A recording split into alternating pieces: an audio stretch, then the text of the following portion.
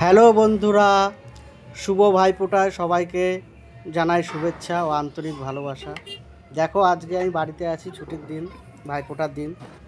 তো মাংস নিয়ে এসেছি, খাসির মাংস। তো আজকে ঠিক করলাম যে আমি নিজে রান্না করব। হ্যাঁ, জোর করে রান্না করতে চাইলো দাদাভাই। তো ঝটপট দেখো তোমরা রান্নাটা কিভাবে দাদাভাই রান্না করছে।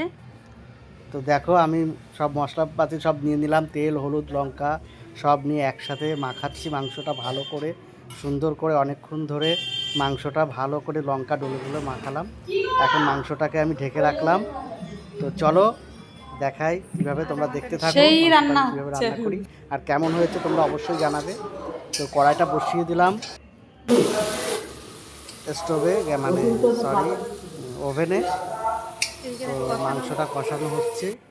সেই রান্না হচ্ছে, পরে ঝোল তুলে নি মাংসতে। দেখো ফাইনালি রান্নাটা কমপ্লিট হয়েছে। তো তোমরা দেখো কেমন হয়েছে মাংসের ঝোল, পাতলা তো পাতলা।